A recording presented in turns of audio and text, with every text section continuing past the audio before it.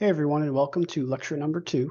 Today we are going to discuss formal charge and bonding.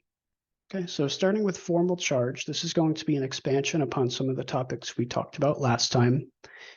Last lecture, we talked about carbon, hydrogen, nitrogen, and oxygen, as well as some other atoms, and what bonding pattern they should have based on their valence electrons. So again, we're going to be looking at the valence electrons of these atoms, but this time we are going to consider what charge is on these atoms. Okay, so one very frequent pattern in organic chemistry is that you learn a rule and then you very quickly break the rule. It's very hard to make solid and consistent rules for organic chemistry. Sometimes it can be a little washy in that respect, but this is going to be the first rule that we sort of break, where carbon doesn't always have 4 bonds, oxygen doesn't always have 2 bonds, nitrogen doesn't always have 3 bonds, etc. Okay? So when we have a different number of bonding, different bonding pattern, different number of valence electrons, an atom on a molecule is going to have a charge, and we call that formal charge. So I'm going to draw a structure here, a very simple structure. Let's draw a nitrogen, and I am going to put 4 bonds on this nitrogen. Nitrogen, as we remember, if you remember the Lewis dot structure, which I'll draw over here, has 1 lone pair and 3 bonds. Since it's in group 5A, it has 5 valence electrons. So we should see 1 lone pair and 3 bonds. But that is not the case. Okay, here we have 4 single bonds to nitrogen. Okay, so we have a different bonding pattern. When you're looking for formal charge, all you have to do, very simple, to find out if an atom has a formal charge or not, if you're not sure, is you ask these 2 questions. First, you consider how many electrons should the atom have? How many electrons should nitrogen have? Nitrogen should have 5 electrons. How many electrons does this atom have? Does this nitrogen have? This nitrogen only has 4 electrons. Because remember, each of these bonds is a 2-electron bond. We have 2 electrons in each of these bonds. 1 electron is coming from hydrogen, 1 electron is coming from nitrogen for all of these 4 bonds. So if we sort of break this apart a little bit, let me erase that here. We can say there's 1 electron coming from hydrogen, 1 from nitrogen for each of these bonds, right? Because each single bond is composed of 2 single electrons coming together to make a bond. Nitrogen only has 4 electrons around it. 1, 2, 3, 4. So how many electrons should nitrogen have? It should have 5. How many electrons does it have? It has 4. We are missing 1 electron. If we're missing 1 electron, that means we have a positive charge. So this nitrogen on this molecule is positively charged. We represent that by putting a plus sign inside of a circle, just to the upper left or upper right of the atom. Okay, so this is a positively charged nitrogen. This is called an ammonium ion. I'll write that out here. Ammonium ion. Ammonia, ending in just A, ammonia is NH3. You may be familiar with ammonia gas. Ammonium is NH4. It's when you add 1 extra hydrogen. So you have 4 hydrogens, NH4+. This is a relatively common ion that we will definitely be seeing more of in future chapters. NH4+. Okay, so you just ask the question, how many electrons should the atom have? How many electrons does the atom have? Now, we didn't consider the hydrogens because they all have one bond, and we know that's how hydrogen should be. Okay, so as we work through this, you'll start to see patterns. You'll notice, oh, this carbon has 2 bonds to it. Or I'm sorry, this carbon has 3 bonds to it and 1 lone pair. That carbon's going to be negative. You'll see patterns and you'll be able to just instantly draw a charge. But for now, we have to ask these 2 questions. How many electrons should the atom have?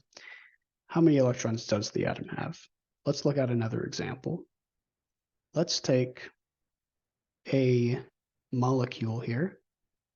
Let's say we have C double bonded to oxygen. Let's put a hydrogen down here and a hydrogen down here, and then a hydrogen up here. A lone pair there. Okay. So we have a molecule here. Do we have a formal charge? And if so, what is it and where is it? So first, we don't have to consider the hydrogens. They all have 1 bond, and hydrogens should have 1 bond, right? So the hydrogens are all perfectly fine. Carbon should have how many bonds? Carbon should have 4 bonds when it's neutral in its normal state. So carbon appears to be fine. It has 1, 2, 3, 4. Remember, the double bond is 2 bonds here. 1, 2, and then we have 3, 4 to the hydrogens. So carbon has 4 bonds, which it should, so that's fine. Oxygen, if we recall from last time, let me draw oxygen's Lewis dot structure. It is in group 6A, so it has 6 valence electrons. Oxygen should have 2 bonds, at these positions. And then it has 2 lone pairs on the top and the bottom, as I've drawn it here. Oxygen does not have 2 lone pairs and 2 bonds here. Oxygen has 3 bonds and 1 lone pair. So if we want to find out what charge this oxygen has, all we have to do is ask these 2 questions. How many electrons should the atom have? How many electrons should oxygen have? Well, its Lewis dot structure has 6. Should have 6 electrons. How many electrons does oxygen have? Well, remember, each of these single bonds is composed of 2 electrons, 1 from each atom. So I'm going to draw them as pairs of electrons instead of as lines. So oxygen has 1, 2, 3, 4, 5. Oxygen has 5, okay? Because remember, in each of these single bonds, which I'll draw a little bigger over here, there's a single bond here, and then another bond. It's a double bond between carbon and oxygen. And then there's a lone pair on oxygen, and then there's the bond to the hydrogen. So this bond between the oxygen and the hydrogen is formed with these 2 electrons, 1 from hydrogen, 1 from oxygen. Same with these bonds down here, 1 from carbon, 1 from oxygen, 1 from carbon, 1 from oxygen. So oxygen has 5 valence electrons in this case. 5, 1, 2, 3, 4, 5.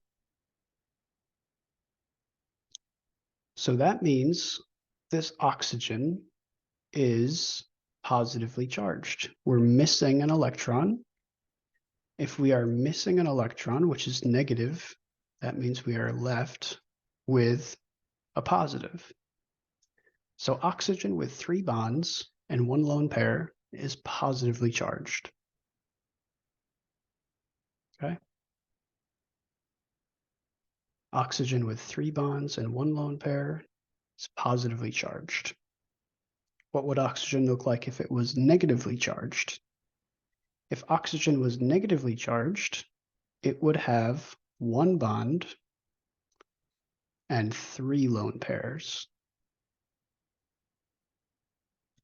Right? Let's confirm that with our 2 questions here. Let's ask, how many electrons does this oxygen have, and how many electrons should it have. Oxygen should have 6, and in the case we drew down here where oxygen has one single bond and 3 lone pairs, it has 2, 4, 6, and then 7. 1 from the single bond gives us a total of 7 electrons. I'll draw them out in a different color just so everyone can see. 1, 2, 3, 4, 5, 6, and then 1 electron from in here. The other electron is coming from whatever this is attached to. Let's say it's just a hydrogen. Let's say it's a hydrogen. The hydrogen has 1 electron and the oxygen has 1 electron, and they come together to make this 2-electron bond. Okay, so that's how we count those. So single bonds, remember, are composed of 2 electrons. This is a point of contention with a lot of students. The single bonds are composed of 2 electrons, 1 coming from each atom, 1 on one side of the bond, 1 on the other side of the bond. So the oxygen here has 7 electrons. Oxygen should have 6, so we have an extra electron. Electrons are negative, so we have a negative charge. So here I drew a little chart where we can summarize the bonding patterns and the formal charges of the most common atoms that we'll see: carbon, nitrogen, oxygen, and hydrogen. So again, on the left here, these are the normal configurations for these atoms. Carbon should have 4 bonds, nitrogen 3 bonds and a lone pair, oxygen 2 bonds, 2 lone pairs, and hydrogen just 1 single electron. When carbon is cationic, when carbon is positively charged, has a formal charge of +1, it will have 3 bonds, just 3 bonds. If it has 3 bonds in a lone pair, it would be negative. Nitrogen is cationic, is positively charged when it has 4 bonds. Nitrogen is negatively charged when it has 2 bonds and 2 lone pairs. Oxygen is positive, as we just saw, with 3 bonds and a lone pair, and negative with 1 bond and 3 lone pairs. Hydrogen, if it loses its only electron, becomes H+. This is also called a proton, because that's all it is. Remember, the hydrogen atom is 1 proton and 1 electron. If you lose the electron, then you're just a proton. So H+ is called a proton. And H-, if you get a full lone pair on hydrogen, has 2 electrons, negatively charged. This is called a hydride. Okay? We will also be using the carbon plus and minuses in future chapters. Okay? This is called a carbocation when it's positively charged, and when carbon is negatively charged, it's called a carbanion. Carbanion. Just anion here, but with carb in front of it, indicating a negative carbon. Carbocation, carbanion. Okay, so we'll be talking about those more in future chapters. Okay, so we'll do some more practice problems with formal charge in the next video, which will be workshop number 1. But again, if you can remember these patterns, once you start working through some of these problems, you'll reflexively write down charges once you see these configurations. Okay, but if you're ever in doubt, remember, you just look at the atom in question, ask yourself how many electrons should be around this atom, and how many electrons are around this atom. How many electrons should nitrogen have? How many electrons does nitrogen have? Okay, then just compare those two answers. Okay, so that's all I have for formal charge. Let's look into some bonding.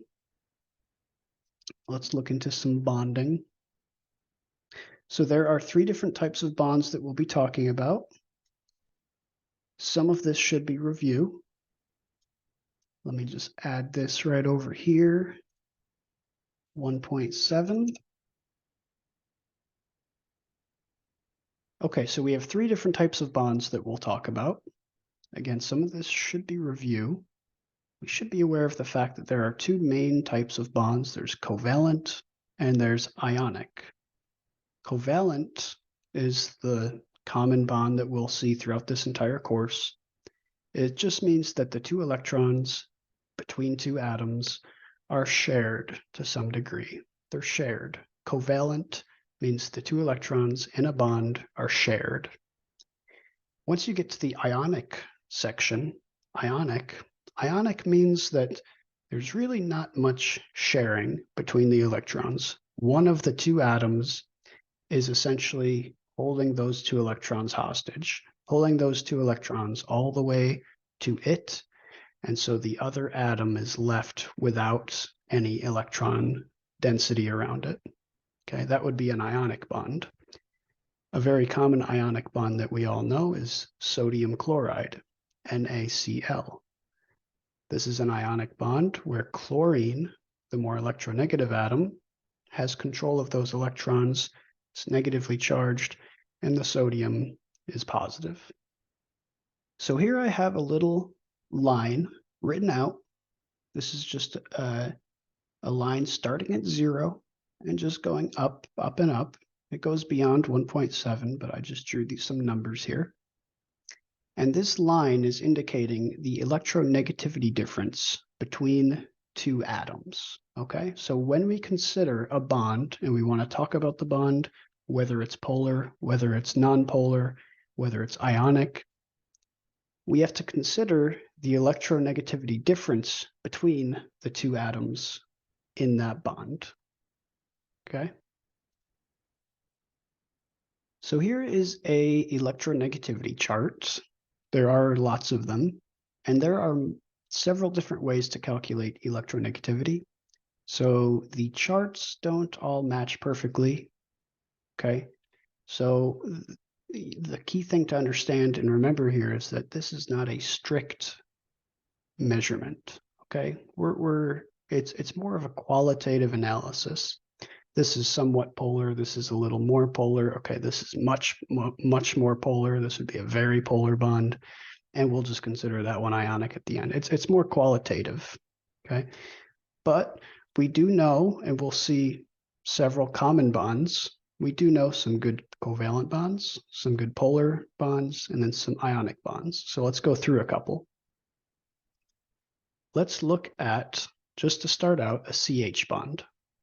Looking at this electronegativity chart, we see that carbon has electronegativity of about 2.5, again, give or take. Hydrogen has an electronegativity of about 2.1. Okay, from this chart, the difference in electronegativity between these two atoms is about 0.4. And remember, electronegativity is just a property that describes the tendency of an atom or a functional group to attract electrons towards itself, right? So the higher electronegativity an atom has, the more electrons are attracted to it. So if we look at fluorine, which we know is the most electronegative atom, has 4. If we look at something far away towards the bottom left of the periodic table, if we recall our periodic trends, something like sodium is 0.9. Sodium is not very electronegative, and it's happy to give up its electrons. Fluorine really wants electrons. Sodium, hydrogen, lithium, they don't really care about the electrons so much, okay? So the CH bond, let's draw here. The CH bond has an electronegativity difference of about 0.4. This would make the CH bond a nonpolar covalent bond. Sometimes you'll see nonpolar written, sometimes you won't, so I put it in parentheses here. Oftentimes you'll just see it as a covalent bond, CH, covalent bond. What are some other covalent bonds? BH, pH, CC. We'll obviously see a lot of CC bonds and a lot of CH bonds. Carbon and carbon obviously have the same electronegativity, so the electronegativity difference is 0. So this is as nonpolar a bond as you can get when you have something like carbon connected to carbon. Okay, what about a polar covalent bond?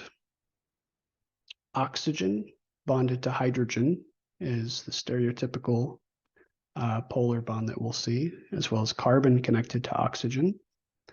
Again, we'll be doing a lot of carbon and a lot of oxygen in this course. So if we compare, for instance, the difference between oxygen and hydrogen, we have a difference of about 1.4. So this would fall in our polar covalent category between 0.5 and 1.7. If we're below 0.5, this would be a covalent bond or a nonpolar bond. If it's above 1.7, that would be considered an ionic bond. But again, it's a spectrum. If you're right on the line, it could go either way, depending on the electronics of the system. So this is just a general cutoff at about 0.5, about 1.7. Okay, so polar covalent bonds, let's put some examples here. An OH bond, an NH bond. Remember, these are great for hydrogen bonding. That's another concept we'll be covering. A CO bond,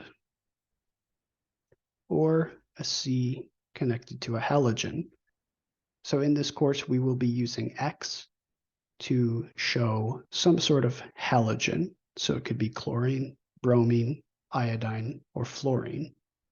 Okay, so if you see X, it's just some generic halogen. We can do this because all the halogens have somewhat similar reactivities. Okay, we will see some cases where they're quite different, but overall, since they're both in the same group on the periodic table, they have similar electronics, they have quite similar reactivity. Okay, so these would be polar bonds. We'll find the electronegativity difference between the two atoms between 0.5 and about 1.7. Ionic bonds, this is going to mostly be between nonmetals and metals. Okay, nonmetals and metals, things like sodium chloride, table salt, potassium bromide, or lithium fluoride. Okay, so we'll see metals connected to nonmetals. That's typically an ionic bond. So most of the chemistry we will be doing in this course are going to be nonpolar covalent bonds, or just covalent bonds, as well as polar covalent bonds. Now, covalent bonds are going to be generally unreactive, more stable. We're not going to be doing as much interesting chemistry with covalent bonds, but polar covalent bonds, this category in here, this is where a lot of interesting chemistry is going to occur because of this electronegativity difference that we have, where we have a bond between the two atoms, but the electrons are sort of pulled towards the more electronegative atom. Okay, this is a very important concept in organic chemistry, and I'm going to write it over here. This is called induction. Okay, this is called induction. Induction is when you have the pulling of electron density from either electron withdrawing groups or atoms or electron donating groups or atoms. In the case of this single bond here, we have induction towards the oxygen. The electrons in this OH bond are being pulled towards oxygen. Okay, this is induction, and this is how we represent induction. We draw an arrow with a cross on the end. The arrow is pointing towards where there is more electron density. In this case, towards the more electronegative atom. Let's draw another polar covalent bond. Let's draw a CO bond. Oxygen is more electronegative than carbon, so we would draw an induction arrow towards oxygen, indicating that oxygen is more electronegative, and induction is pulling the electron density in this bond closer to oxygen. The result of this is that oxygen becomes partially negative, and carbon becomes partially positive. That's how we indicate partial charges with a delta. So we draw a delta negative by oxygen because induction is pulling electron density towards oxygen. And carbon is going to be partially positive because the electron density is being pulled away from it because it's in a polar covalent bond, and oxygen is more electronegative than carbon. Okay? So you can think about it like this. It's hard to imagine a bond because we represent them as a single line between two atoms. But the electron density is really all around the atom here. Let's take a little highlighter. Now the electron density is sort of all around in these orbitals, the overlapping orbitals between these two atoms, and it's a cloud. Okay, these electrons are in clouds between and around these atoms. Now, when you have a more electronegative atom or some sort of induction pulling electron density away, the electron cloud becomes a little bit more electron rich near the oxygen or near the more electronegative atom. Okay, we can think about it like that, where the electron density is being pulled towards oxygen, making it a little bit more negative, whereas it makes the carbon, where it's pulling electron density away from, a little bit more positive. So we call this induction, okay? Induction, the pulling of electron density. This can happen through electronegativity, or as we'll see in future chapters, through certain functional groups, okay? Okay, so let's draw, again, another polar covalent bond, just to recap, because the polar covalent bond is the important one here. Okay, I'm not drawing everything else around this nitrogen, just say it's connected to a couple things over here. We have a lone pair. Okay, don't worry about that stuff. We're just looking at the NH bond here, the NH bond. Nitrogen is more electronegative than hydrogen, so there would be induction pulling electron density towards nitrogen. Okay, so we draw our arrow there, our induction arrow, showing that electron density is being pulled towards nitrogen. This makes nitrogen partially negative and the hydrogen partially positive. Okay, so the NH bond has what we would call a dipole moment. Let me draw that out. A dipole. Sometimes you'll see a dipole moment. When we say a dipole, we mean that there is some sort of uneven charge in the system. There's some sort of uneven bond where we have a more electronegative atom pulling electron density towards it and away from the other atom. Okay? So this NH bond has a dipole moment in which it is pulling electron density towards nitrogen. This makes nitrogen a little bit more negative and hydrogen a little bit more positive. Okay? Now we can have overall dipole moments. We can have overall dipole moments on molecules. Let me show you how that might look. If we have something like this, a carbon connected to a fluorine with a chlorine and a hydrogen and a hydrogen.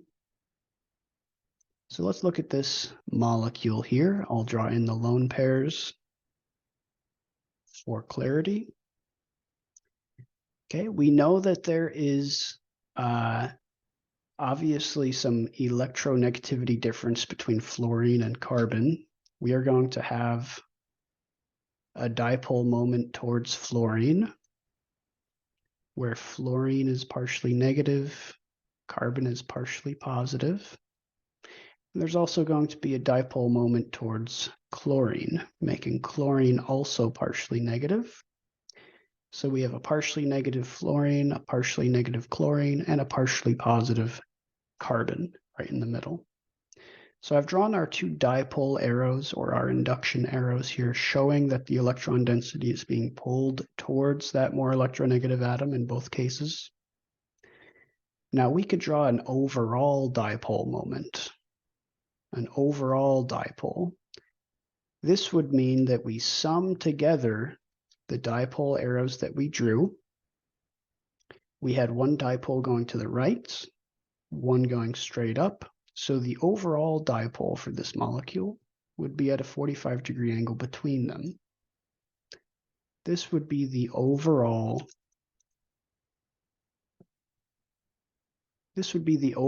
dipole moment for this molecule. This arrow here. Again, because we have a dipole moment towards chlorine, we have a dipole moment towards fluorine, up and to the right. So the overall dipole is in this direction. Okay, so what would this mean in terms of the electron density? It means that the electron density is much more around the chlorine and the fluorine and even between them up here rather than around the carbon. Okay, the electron density is being pulled up in this direction, up and away from the carbon towards the top right as we've drawn it, because the overall dipole moment is being pulled this direction. Okay, the electron density is being pulled from the fluorine and the chlorine in this direction. That would be the overall dipole moment for the molecule. Now, dipole moments can cancel each other out. Dipole moments can cancel each other out. Let's look at this molecule, which we all know, CO2. CO2 has no dipole moment. Okay, we have a dipole towards oxygen. We have another dipole towards oxygen, but you can see they are in opposite directions, equal and opposite. Okay, so these cancel each other out so that there's actually no overall dipole.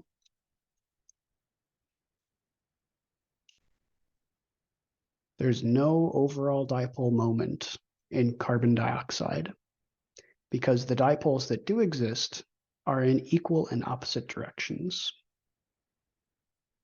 Okay. We have two polar bonds. Okay. We do have a partially negative oxygen here. We have a partially positive carbon here, and we have a partially negative oxygen here. We have polar bonds, but there's no overall dipole.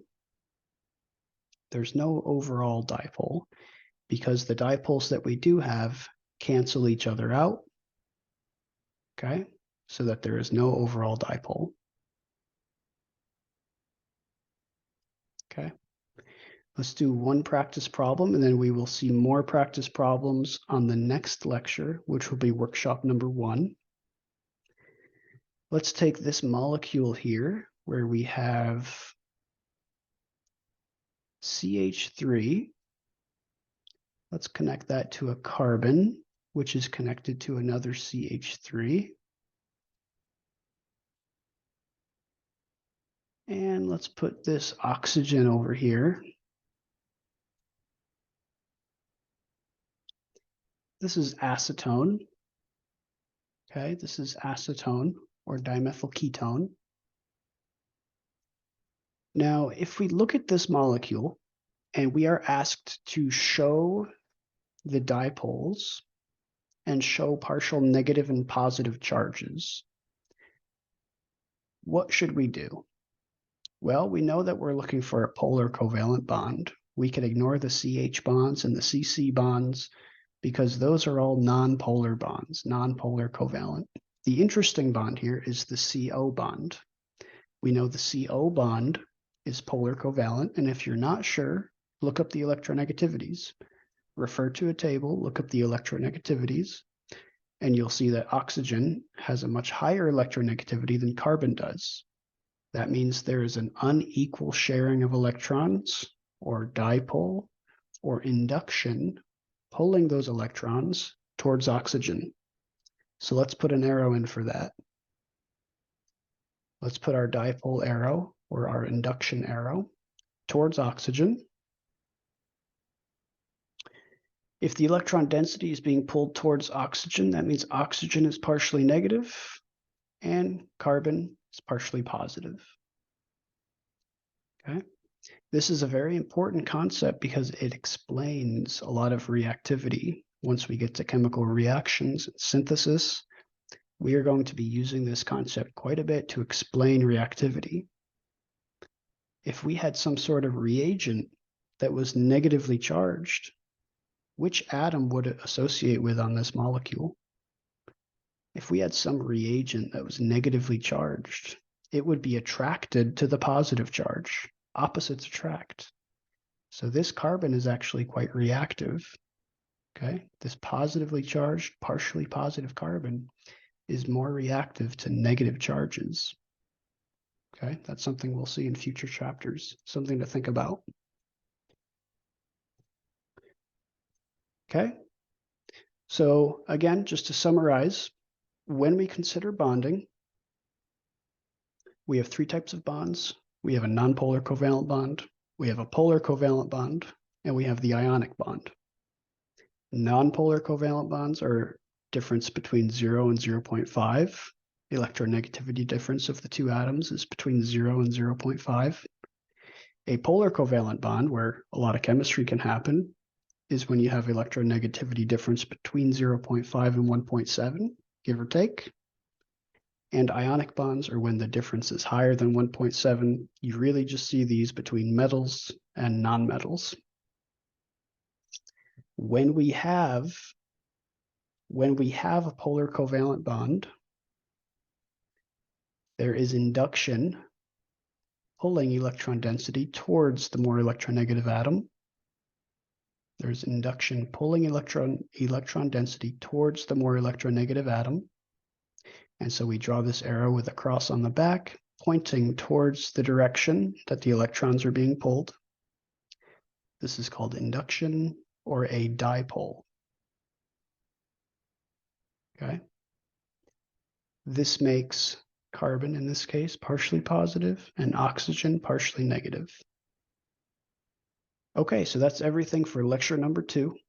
The next video will be workshop number 1, where we do practice problems from lecture 1 and 2. This would be drawing molecular structures, drawing isomers, looking at formal charges, and then bonding like we did today.